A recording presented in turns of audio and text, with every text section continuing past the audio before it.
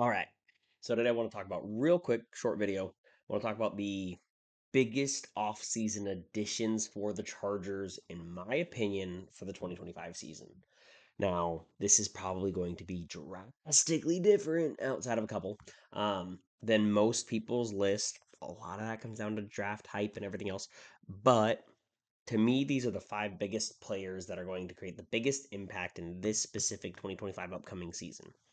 Now, it could go a lot of different ways. We made a lot of moves, obviously, with like 14 free agent signings and obviously the rookie class. So it could go a lot of different directions, but I want to talk about who I think the biggest five are. I've got a couple honorable mentions. I want to hit them at the end because I don't want to give away too many hints.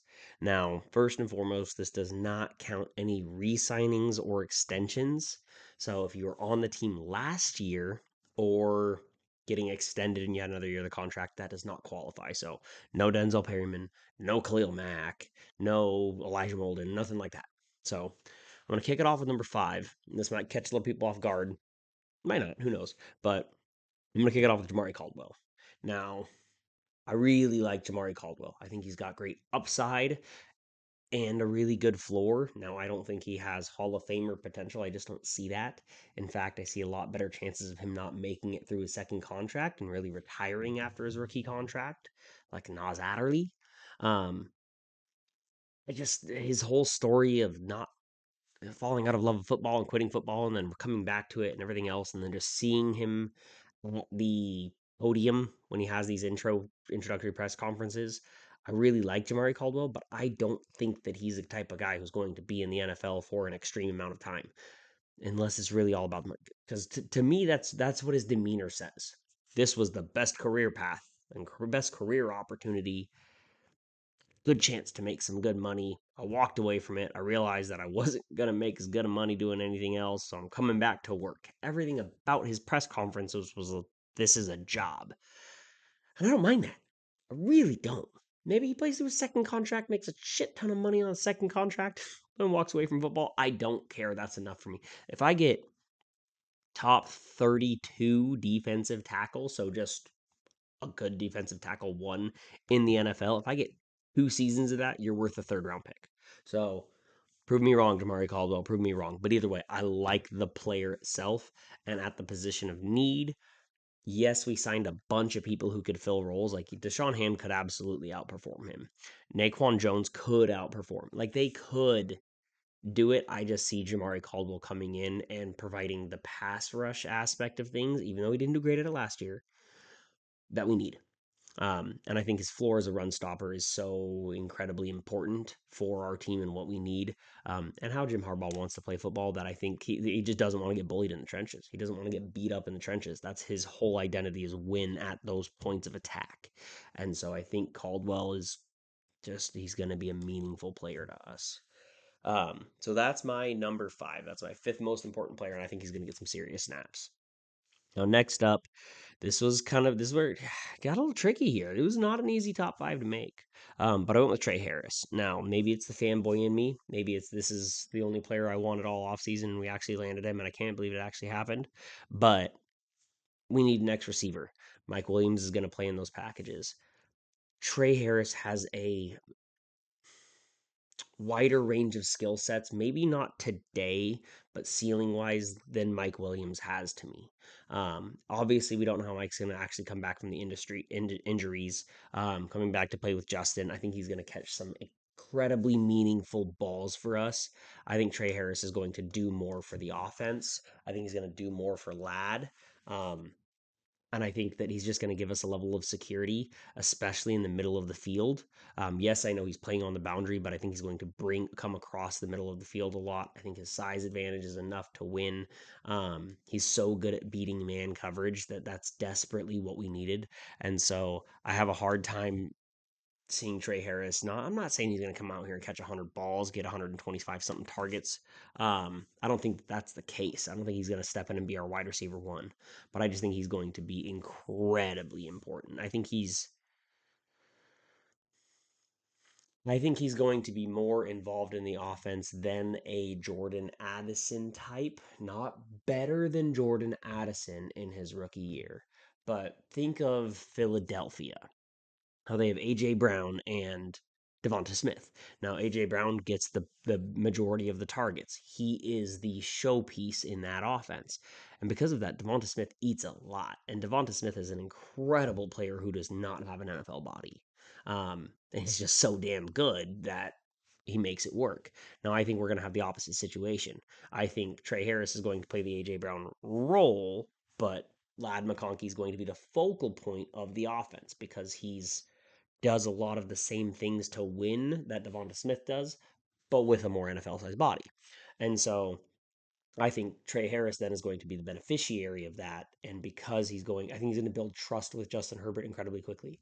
He is not going to get the Mike Williams balls. The Mike Williams balls are going to stay Mike Williams balls. But I do think he's going to get a lot of those trust go routes, post routes, in routes, even. Like, I think he's going to find himself in this offense by week 5. And it's going to be off and running from there. I really have faith in Trey Harris. Um, Now, number 3, this might surprise some people. It's Najee Harris. Going Harris, back to back. I think Najee starts off the year with the RB1 spot. That shouldn't really surprise anybody. This offense has shown that they trust veterans. Now, Murray and Hampton could absolutely run away with it. I think Najee's going to start with the role and hold the role. Realistically, I think they're going to be a very even timeshare by the end of the year. Marion Hampton might outsnap him a little bit, but I really just see Najee getting.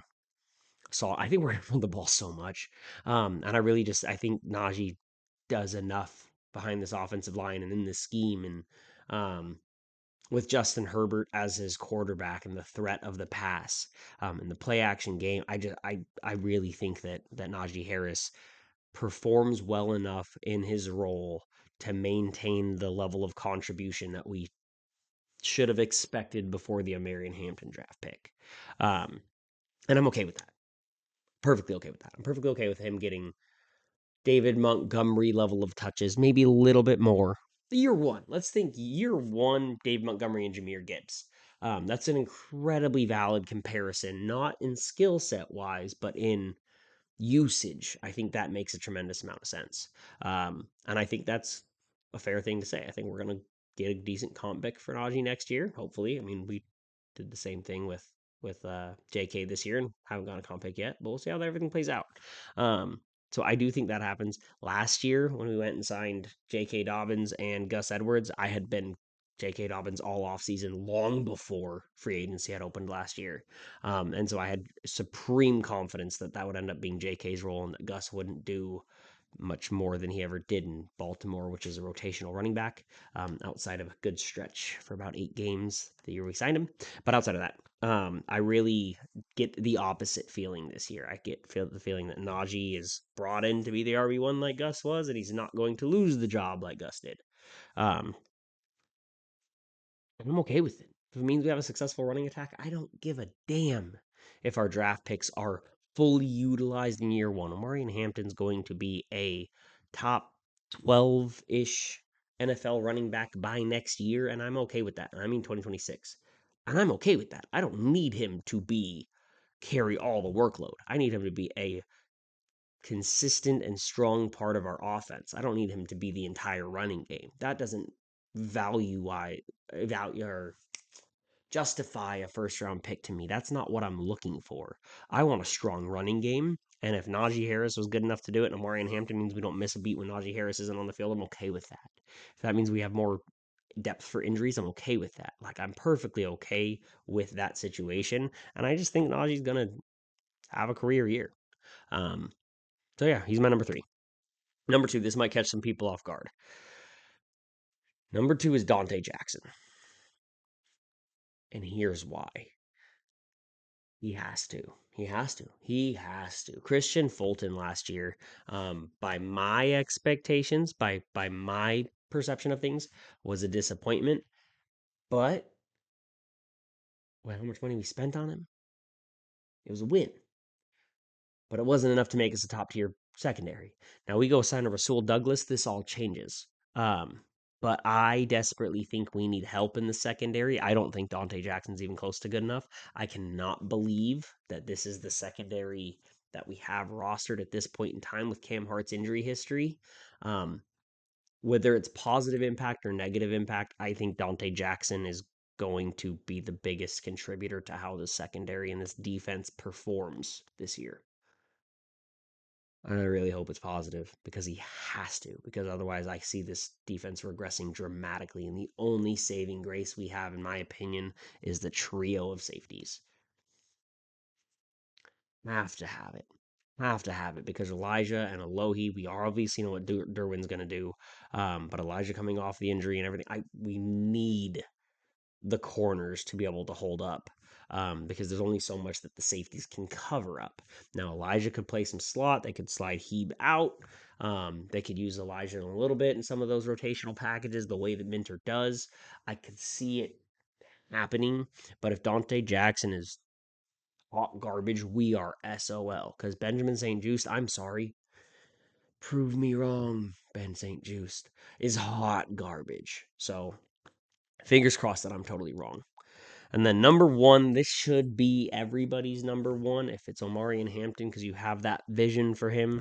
Perfectly okay with that, but it's Mekhi Becton. I could easily throw Andre James in there. If Andre James, we were getting the tonality that he was going to be the starter, I think he ends up starting at some point. But Mekhi Becton shoring up that right side is critically important. I will go out on a limb. I don't think Zion's that bad. It's really hard to say that when you have a garbage center and a garbage right guard that your left guard evaluation is accurate. He's shown flashes in the run game. He's still solid in the pass game, not as much. If we don't see a bounce back year from Zion this year and he doesn't end up getting paid handsomely next offseason, I would honestly be surprised. So, Mekhi Becton paving that right side, the giant of an offensive line that we'll have on that right side, plus Herbert, like it's going to be everything. We win through the trenches. That's the identity that we've leaned into, and I'm okay with it as long as it works. Same frustration we all had last year. We were all okay with Greg Roman because if it means Justin Herbert has a running game, okay. But we didn't. And that's what was so frustrating. And it really more frustrating when you watch wide receivers just running to the same spot over and over again. I hope he's figured some of it out. A lot of these boo-boos just go away if we have a running game. And I mean like a top 5 running game. We can't have a top 15 running game and then make everything else okay. And so the offensive line has to do a heck of a job. Now, Becton was all pro caliber last year. Obviously, the injury history is one thing.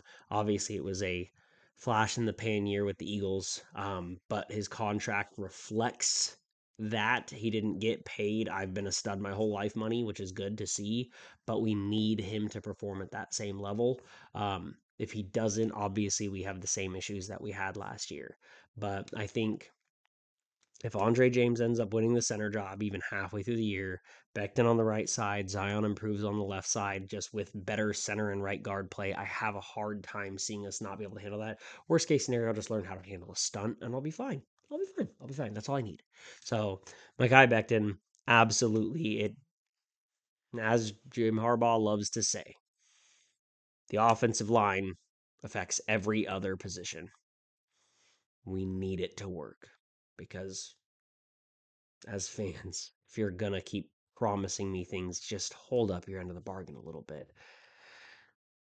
I promised you some honorable mentions, so we'll get through those real quick. Mike Williams is my first one.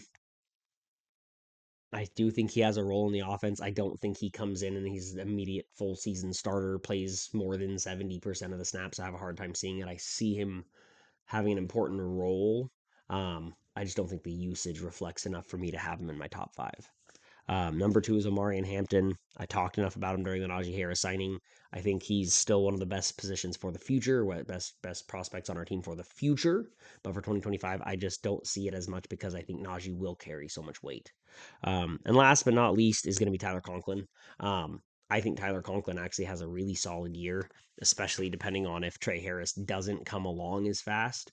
Mike Williams still hampered by the injuries. Like Tyler Conklin's your security blanket. The Chargers have a history of tight ends having career years. I wouldn't be surprised if he goes for 715 yards at all because that's what Chargers tight ends do. And so if that's the case, he could easily be a top five contributor here. But just given his age and the other weapons that we've had in the offense, I don't necessarily think that's going to be the case.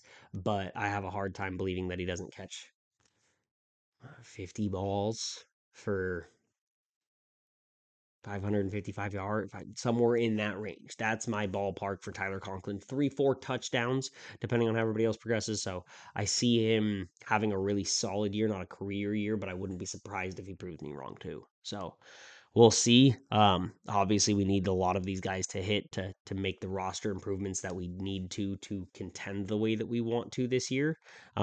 Is it a bunch of world beaters? No. Does it have the opportunity to be? Yeah, absolutely. So we'll see where it goes, but those are my top five for the year. Go Bolts. Thanks for tuning in. If you like what you heard, please give me a follow on Twitter or X at Erdman Chargers. Or if you're not already there, go ahead and hop over to my YouTube channel, like or subscribe at Nature's Calls Pod. Thanks for listening.